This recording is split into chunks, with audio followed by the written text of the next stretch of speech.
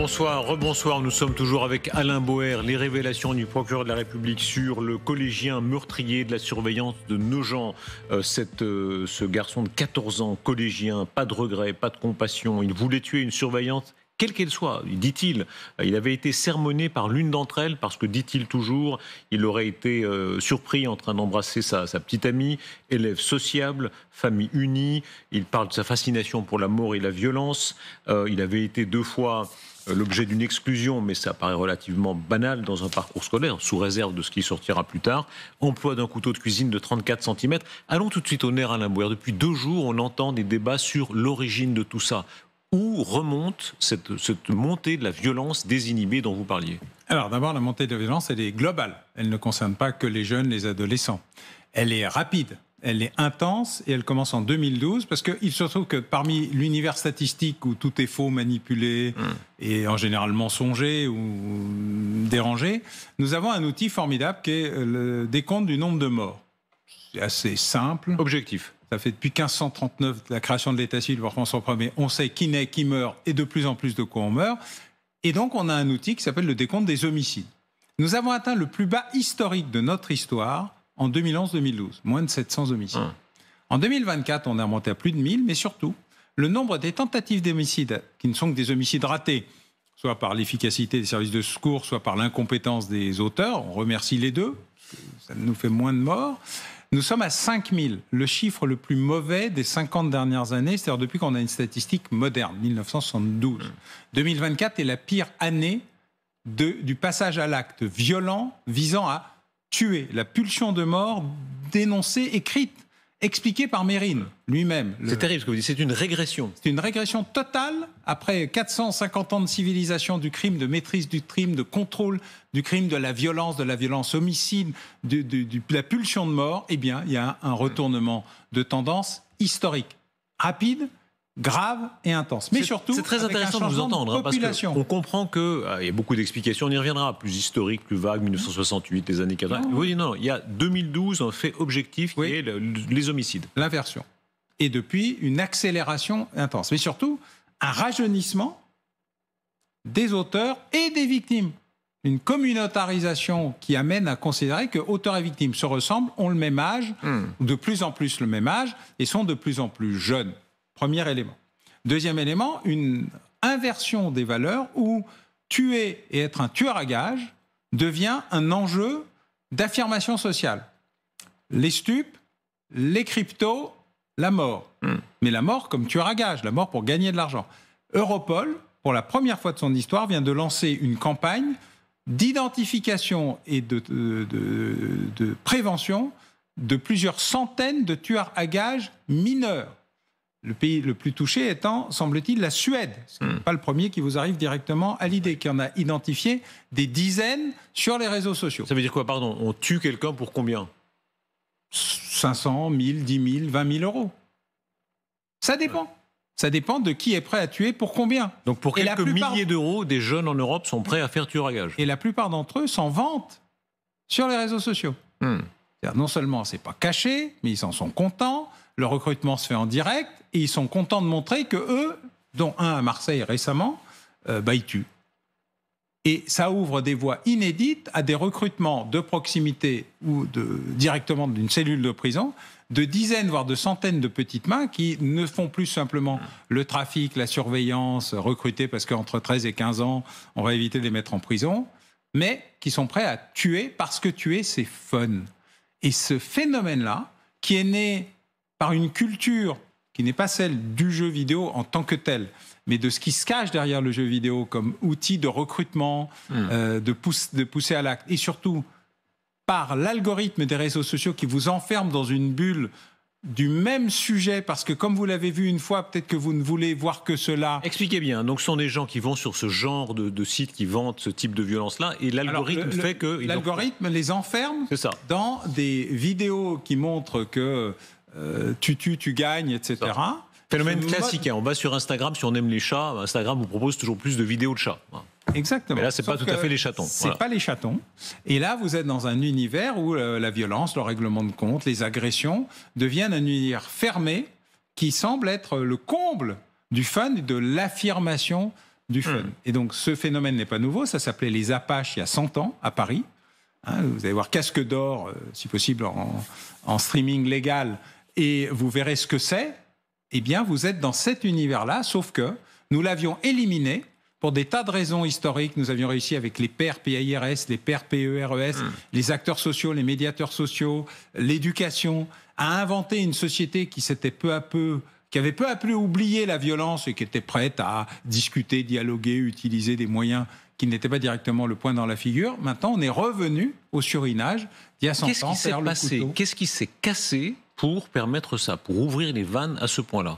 D'abord, la déconstruction volontaire de l'État protecteur français, qui est le seul État-nation qui existe. L'État a créé la nation en France, il lui a promis la protection, l'ordre, et qu'il s'occupait de tout et qu'il ne fallait gérer rien. En contrepartie, on avait beaucoup d'impôts, mais beaucoup de services sociaux, et l'État garantissait tout. Sauf que cet État s'est effondré. Il a commencé à s'effondrer dans les années Giscard, par la globalisation heureuse, la sous-traitance généralisée, le fait que... Enfin, effondré, vous allez un peu fort. La Sécu marche bien. Enfin, je veux dire, c'est une des sécu les plus couvrantes du monde. La sécurité sociale est une des assurances sociales les plus sûres du monde. Vous avez vu son petit déficit, peut-être? Ah oui, d'accord, mais pour les personnes, il garantit une aide qui est saluée dans le monde entier. On ne peut pas dire que ça marche mal. Ah non. La plupart des opérateurs extérieurs qui regardent la Sécu considèrent que ce truc est en train de s'effondrer sur lui-même et que le passage de tout à rien va être un moment absolument terrible. Peut-être, mais on n'en est pas là. On n'en est pas là, au contraire. Les gens profitent, heureusement, ou malheureusement, chacun jugera, mais les gens se sentent plutôt... Profitent. Mais il n'y a plus ni responsabilité, ni discernement, ni d'où vient l'argent. D'où vient cet argent qui tombe partout? L'idée qu'on pouvait avoir une contrepartie entre une augmentation de la productivité et une augmentation de la protection, qu'on pouvait s'engager dans un processus où plus on créait de richesse, plus on pouvait mieux la répartir. Mais ce n'est pas ça qu'on fait. Donc on a un déficit abyssal de la sécurité sociale, on ne sait pas faire le budget. Mais expliquez bien, vous voulez dire que les gens ne croient pas au pacte social, c'est ça? Que les gens ne croient plus au pacte social? Non, ils n'en ont plus les éléments constitutifs, puisqu'il n'y a plus de contrepartie. Le pacte, c'est un accord entre vous et moi. Vous m'invitez, je viens. Vous me posez des questions, je vous réponds. Ouais. On n'a pas préparé les questions, on n'a pas préparé les réponses. Certaines vous plaisent, d'autres ne vous plaisent pas. C'est le jeu. Nous avons un pacte. Et en plus, on le fait poliment parce qu'on se respecte. Mais sur le fond, s'il n'y a plus de conditions du pacte, si on vous dit « Ah non, il n'y a plus de règles », en fait, c'est comme ça parce que c'est comme ça, et donc mécaniquement, il n'y a plus d'obligation ni de contrepartie, en fait, le système s'effondre sur lui-même. Mais ça paraît terriblement, j'allais dire injuste. Quand même, l'Europe, c'est une des sociétés les plus prospères du monde, une des plus anciennes, une des plus cultivées, et vous nous décrivez... Qui ne fait plus d'enfants. Vous faites un panorama tragique. Tragique parce qu'elle a oublié ses fondements. Moi, ma vision, elle est très optimiste. Je crois à la révolte, à la renaissance, à la résistance des populations parce qu'elles vont décider de garder un modèle social, un modèle culturel, un modèle économique, un modèle de liberté qui est important. Mais je suis, par exemple, tout à fait opposé à la censure des réseaux sociaux. Je suis par contre très favorable au contrôle de l'algorithme qui nous enferme dans une logique qui n'est pas ni celle de l'Europe, ni celle des Européens. Alain Bouer, il se passe quand même des choses profondes. Tout le monde peut aller voir sur Internet. Une des séquences, des moments de télévision les plus extraordinaires qu'on puisse partager, c'est ce moment de télévision sur une chaîne concurrente où, il y a très longtemps déjà, vous parliez des attaques contre les pompiers. Mais c'est vrai que dans toutes les sociétés du monde... C'était avec Natacha Polony qui était chez vous, c'était chez Polonium. Voilà, Polonium. Dans toutes les sociétés du monde, on aime bien les pompiers. Ouais. Et vous décrivez de plus en plus de cas très concrets où on s'en prend aux pompiers, on attaque les pompiers. Médecins, infirmiers, pompiers, ceux qui vous sauvent sont attaqués. Alors avant, ils étaient attaqués parce qu'ils venaient éteindre des incendies et que c'était pas bien. Maintenant, on les fait venir pour les attaquer. On passe à la préméditation et pas simplement à laisse-nous brûler la voiture du voisin parce que c'est fun. Tous ces éléments-là sont des indicateurs cumulés d'une très grande dégradation qui est en face de nous et qui fait, comme d'habitude, et moi ça m'arrive assez régulièrement, je passe ma vie à écrire ou à dire des choses dont je pense qu'elles vont se passer en espérant que quelqu'un y fasse quelque chose, et ça n'arrive jamais. Et c'est valable autant sur les affaires internationales, on parle souvent de l'Ukraine, de la Chine, des États-Unis, et pas seulement des affaires locales, mais je relis des vieux articles où vous pouvez regarder évidemment des vieilles vidéos, et il se trouve malencontreusement que jusqu'à présent, à mon grand regret d'ailleurs, j'ai plutôt raison que tort. Quelle comparaison faire avec ce qui se passe outre-Atlantique? On va voir une vidéo de Trump, on va entrer dans ce qui se passe là-bas, il y a des éléments très importants. Trump est en train d'adopter une sorte de stratégie de la surchauffe, tous azimuts. Il est en train de faire monter la pression, notamment en Californie, avec la volonté d'envoyer les Marines, avec la volonté de faire arrêter peut-être même le gouverneur de Californie, Newsom. Et regardez la séquence, elle est à la fois drôlatique et elle révèle beaucoup de choses. C'est Trump qui danse, YMCA, avec les militaires, et ça dit beaucoup de choses à la fois. Il va augmenter les budgets massivement, il leur prépare un grand défilé le 14 juin, c'est aussi son anniversaire, ça aide, et il veut effectivement... Le premier défilé militaire de l'histoire moderne des États-Unis. Et vous allez nous en parler, et il veut envoyer la troupe donc en Californie, regardez.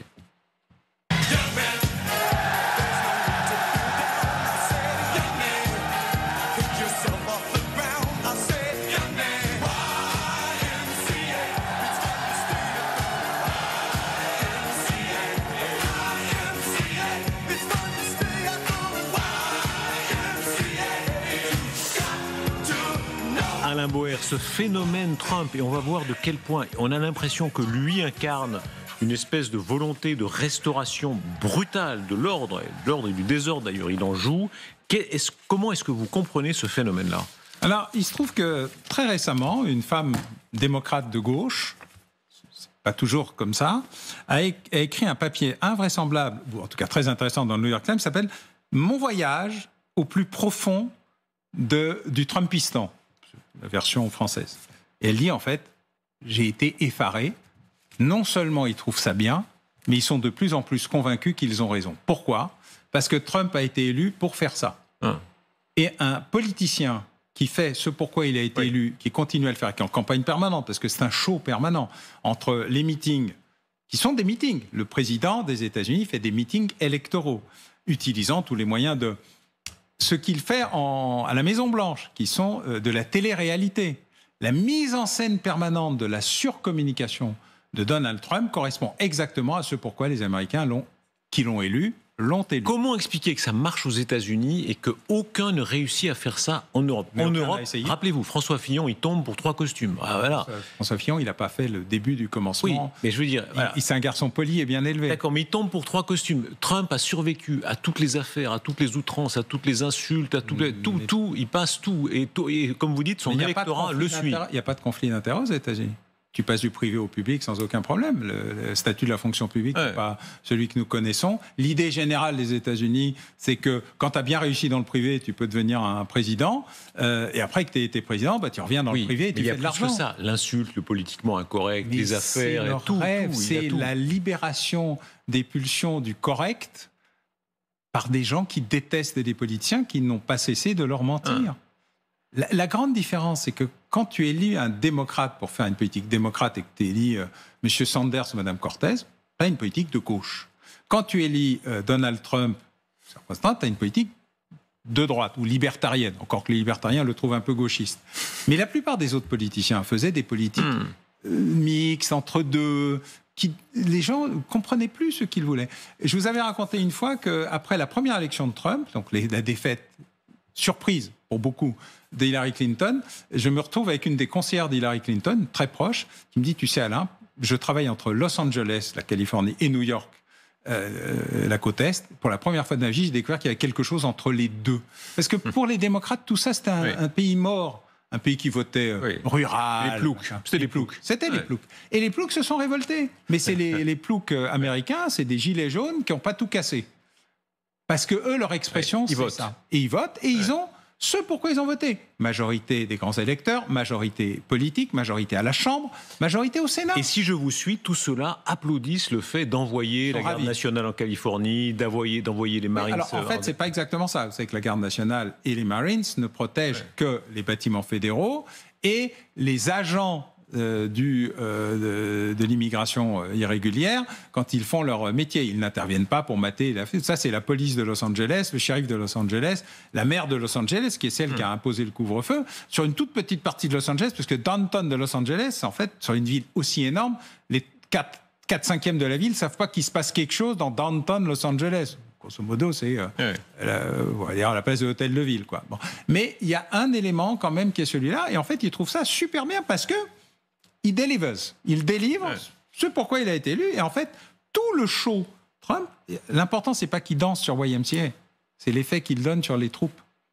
Parce que la réception, il n'y a pas de il n'y a pas de silence, il n'y a pas de consternation. Ils trouvent ça super fun. C'est exactement la même chose que l'état d'esprit général d'une grande partie de la génération Z qui enfin trouve du fun ce qui se passe plutôt que nos futurs. C'est ça. Donc il le trouve volontariste, plutôt drôle. Oui. Voilà, faisant vraiment ce pourquoi il a été élu. Et surtout, disant enfin des trucs qu'on leur disait que c'était pas bien de les dire, mais qu'ils pensaient tellement fort.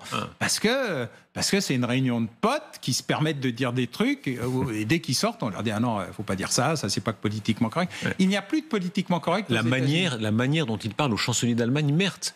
Tous les hommes, beaucoup d'hommes politiques le pensent un peu, malgré tout, il y a toutes les blagues sur l'Allemagne du passé, etc. Lui, il lui dit face à face, il dit, le 6 juin, c'était quand même pas un bon jour pour vous. Mais Merz a été très bon. Il était bon aussi. C'est quand même un mauvais moment à passer quand on vous rappelle un passé. Oui, mais il y est allé, il sait ce que c'est. Il a vu tous les guet-apens précédents. Zelensky, le président Sudaf, l'anglais, l'anglais qui est quand même, ça n'a pas été si simple. Giorgia Meloni qui s'en sort beaucoup mieux que les autres, mais il y a une proximité. Maline. Mais Merz en est assez bien sorti avec bonjour Monsieur Trump. Tu te rappelles de ton grand-père?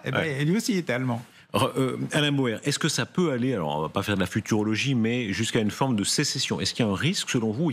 Il faut voir ce que dit Gavin Newsom, le gouverneur de Californie.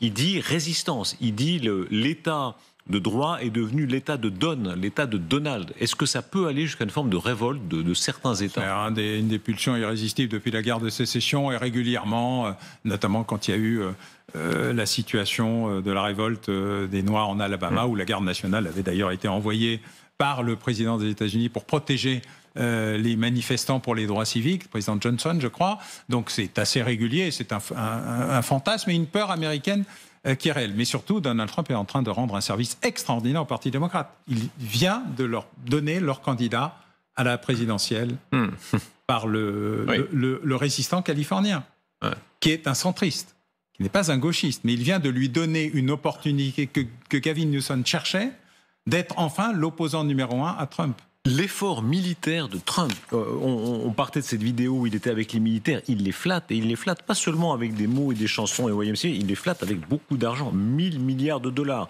Un effort pour rénover tout ce qui est l'arme nucléaire, tout ce qui est le dôme d'or, on verra si ça marche ou non. De fer en or. En tout cas, il y a de l'argent, il y a beaucoup d'argent. Oui, alors c'est pas dans le budget. C'est même pas dans le budget qu'il vient de faire voter difficilement avec une forte résistance de ses propres amis républicains, plus les épisodes de Musk. Le budget réduit une partie importante de la dépense publique militaire. Et puis, comme toujours avec Donald Trump, il a parfaitement compris que, en fait, la question n'était pas de savoir la réalité de ce qui allait être voté, puisque si c'était pas voté, c'était la faute des rhinos, les Republicans in name only, les faux républicains, ou de ces gauchistes de démocrates qui ne savent rien faire, mais que lui, il est là pour faire tout ce qu'il a annoncé qu'il allait faire, et donc s'il n'y a pas assez d'argent, c'est pas de sa faute, c'est le Congrès qui vote le budget, et c'est au Congrès qu'il a le plus de difficultés, et pas avec les démocrates, avec les 15 républicains qui veulent réduire la dette et la dépense. Mais qu'est-ce que ça dit des États-Unis? 7 000 milliards de dollars à Donald Trump pour finir son année budgétaire. Enfin, qu'est-ce que ça dit des États-Unis, ce président qui ne veut visiblement, qui reste un président assez hostile aux guerres, mais qui malgré tout investit si massivement dans la force armée, qui parie là-dessus. Il a la même logique que les démocrates. Le prochain ennemi sera la Chine. Il faut se préparer à la guerre avec la Chine. D'ailleurs, moi, quand j'écris Menace sur Taïwan, c'est la guerre qui vient. C'est pas seulement la guerre qui est celle en Ukraine. Et là, il y a un vrai sujet, c'est que nous ne voulons pas croire que quand Xi Jinping nous dit « Eh ben, je vais envahir Taïwan d'ici 2035 ou 2032 », c'est la vérité. Trump, il y croit. Et on avait le même sujet sur l'Ukraine, où on a passé des semaines à dire « Mais non, ils vont pas y aller. Mais non, c'est de la fumée. » Mais en fait, non. Et donc, quand un dictateur ou un chef d'État ou quelqu'un qui est très volontaire vous dit qu'il va faire un truc, il va faire. Eh ben, Trump est la représentation de je vais faire un truc et je vais me préparer à une confrontation où en fait tout le monde est d'accord pour dire que notre ennemi principal c'est la Chine et donc je me prépare à réarmer massivement parce que je suis en retard, que la Chine est en train de rattraper son retard en porte-avions, étant très en avance sur les drones, est en train de tripler ou quadrupler sa masse nucléaire et donc et de se préparer à envahir Taïwan de manière structurelle avec des moyens qui sont en démonstration sous nos yeux et que nous continuons à dire « ben non ». Alain Boer, c'est votre livre, Menace sur Taïwan, une mission de l'agence Mozart. Est-ce que c'est programmé? La guerre avec la Chine est-elle inéluctable? Oui. Pourquoi ? Parce que les deux ont décidé qu'ils devaient éliminer leur principal adversaire. Alors, une guerre de proxy, pas une guerre directe, mais quand les États-Unis disent, attention, les porte-avions chinois, les 2 porte-avions chinois, avec leur flotte, trentaine de navires, ont passé la première ligne de défense pacifique, avant-hier. La deuxième ligne, hier, et se rapproche de la 3e ligne de défense que nous n'accepterons pas parce qu'elle nous met directement en péril sur nos intérêts vitaux. C'est donc que la Chine est en train de tester non pas seulement Taïwan, non pas seulement les Philippines, non pas seulement le Vietnam, non pas seulement la mer de Chine, qui est un sujet très sensible chez les Chinois, mais ils sont en train de tester la résilience et la résistance possible des États-Unis, qui se trouvent avec de vieux porte-avions, de vieux navires, peu de drones, ou quasiment pas, des gros mais pas des petits, et qui ont le vieux débat qui est l'histoire de la guerre en Ukraine que je raconte dans l'autre livre, et qui est le même problème que les États-Unis ont. Depuis la guerre de Corée, la masse contre la technologie, la masse gagne. Les Chinois sont en train de faire les deux, la masse et la technologie. Est-ce que ça peut amener les Américains à vouloir une guerre préventive, à vouloir aller plus vite d'une certaine manière dans la guerre ? Il y a une tradition américaine. Quand on se rappelle ce qu'a été la guerre d'Irak, où sur la base d'un mensonge, ils y vont. Alors, pour le meilleur ou pour le pire, chacun jugera, mais la guerre préventive... qui avait commencé en envahissant le Koweït. Oui, enfin... Non, il faut rappeler les choses. Bien sûr, mais guerre d'Irak, la situation est un mensonge sur les armes de destruction massive, mensonge soutenu, y compris par une presse américaine très bien pensante. Et ils y vont. Disons, est-ce que cette logique-là peut exister en 2026, 2027, Jusqu'à présent, les États-Unis ne sont intervenus qu'après. Il n'y a pas eu de guerre préventive américaine. On leur a beaucoup reproché d'ailleurs sur l'Allemagne nazie, sur le Japon, la difficulté qu'a eu le président Roosevelt. Ils l'ont fait tard. Ils l'ont fait parce qu'ils ont été attaqués à Pearl Harbor. Mais ils l'ont fait dur, Hiroshima. Oui, mais très tard, en rattrapant un retard gigantesque, parce que c'est la force des États-Unis. Cette capacité à se remobiliser, à partir, à rattraper le retard et à faire ce qu'il faut faire avec des moyens considérables. Et d'ailleurs, ils ont encore les moyens de l'IA, des puces, et ils vont probablement rattraper le retard sur les drones, les petits drones, mais en très grand nombre. Petits drones pas chers en grand nombre. Le danger chinois, y compris ici en Europe. Souvent, les Européens le sous-estiment. Et là, il faut rendre grâce aux Américains que eux, en tout cas, ne le sous-estiment pas. Antenne secrète, service de renseignement français suspecte une petite société de télécommunications chinoise a déployé une station d'écoute à proximité des sites d'Airbus. En Haute-Garonne. Oui. Mais pas tellement à proximité des sites d'Airbus, à proximité au centre du cône de réception, le meilleur endroit pour intercepter des informations de l'ensemble de notre outil satellitaire. Donc oui, il y a un sujet. Alors ils ont été repérés. Les services de renseignement ont bien fait leur travail. C'est les services français qui l'ont fait. Ils ont remonté la filière. Ils sont en train d'essayer de démanteler ces pseudo-entreprises qui n'existent pas vraiment, avec des gens qui sont là, mais il n'y a personne dans les bureaux, il n'y a pas d'employés, il n'y a pas de chiffre d'affaires, il n'y a pas de bilan. Mais en tout cas, ils ont installé plusieurs éléments. On a vu ça avec les Russes, d'ailleurs, qui avaient aussi réussi sur un immeuble à installer des fausses parois d'ascenseurs qui comportaient beaucoup d'outils d'interception et de nos communications. Donc oui, il y a un grand réveil. Et ça, il faut saluer le travail notamment de Nicolas Lerner à la DGSE, mais aussi de la DGSI. Il a transité un peu entre les deux. Un grand réveil désormais proactif, et on n'attend pas que ça nous tombe sur les nez ou que quelqu'un nous dise par ailleurs, vous devriez regarder là, il se passe quelque chose. J'ai un cadeau pour vous, Alain Bauer. Je sais que ça vous fera plaisir. C'est une vidéo assez extraordinaire qui revient. Alors, elle est partisane, évidemment. C'est une vidéo de propagande ukrainienne, mais elle est très intéressante. C'est le SBU, les services ukrainiens, qui publie une vidéo avec un certain nombre d'images, avec un certain nombre de simulations, où ils expliquent ce qu'ils ont fait dans cette opération inouïe d'audace d'aller frapper... La toile d'araignée. Voilà, toile d'araignée, les bombardiers russes. Regardez la vidéo et vous pourrez la commenter pour nous. Le SBU s'est attelé à un travail complexe, inédit et audacieux. Cette opération a été personnellement dirigée par le chef du service, le général de corps d'armée Vassil Maliuk.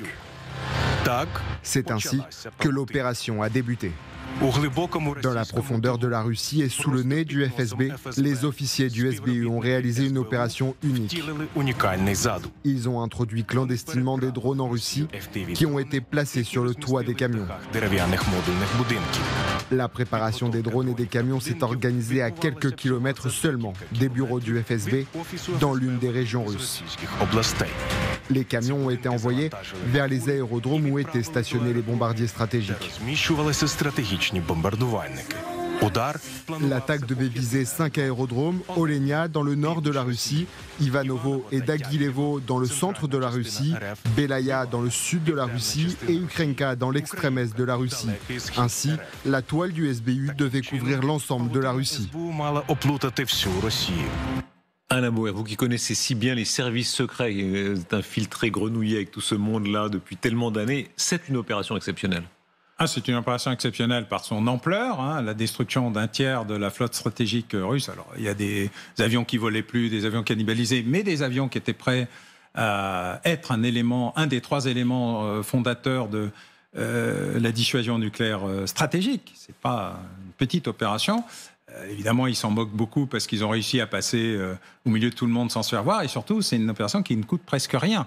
C'est une opération World Trade Center faite par un État envahi par un autre et qui se défend en allant au cœur de l'État et qui a fait beaucoup, beaucoup de dégâts politiques et militaires à Moscou, au-delà des dégâts structurels et du fait qu'une partie très importante de ces équipements ne sont pas remplaçables. Ils sont anciens, mais ils ne sont toujours pas remplaçables. Il n'y a pas d'outil de remplacement. C'est vraiment les B-52, on va dire. Ça ne coûte pas grand-chose, mais ça paraît très sophistiqué. Ces toits des camions qui s'ouvrent avec tous les drones qui s'envolent, vous savez comment les Ukrainiens ont détruit la plus grande partie de la flotte russe en mer Noire avec des jet skis, des contacteurs de porte, du C4 et une liaison Starlink. Sauf qu'ils pouvaient en envoyer 150, dont 148 n'arrivaient pas à destination, mais noyaient la défense russe, et les 2 qui coulaient le destroyer, le croiseur ou le vaisseau amiral de la flotte, ça suffisait. Et donc c'est ça qui a tout changé, c'est que nous continuons à imaginer une armée d'hier par rapport à la guerre de demain. C'est ce que j'essaye de raconter, mais il faut bien le savoir. Tout ceci est déjà la réalité. C'est plus de la science-fiction. La science-fiction, c'est hier. Alain Bauer, je recommande vos 2 livres. Opération Zelensky, c'est celui-là. Voilà 2 prudents, c'est comme au marché. Et je ne sais pas combien ça pèse d'ailleurs. Vous savez, là, c'était quoi, l'être et le néant qui pesait juste 1 kilo. Je crois qu'on pouvait peser ces carottes. En mettant les 2 peut-être. Et menace sur Taïwan. Merci beaucoup Alain Bauer. Je recommande vos livres.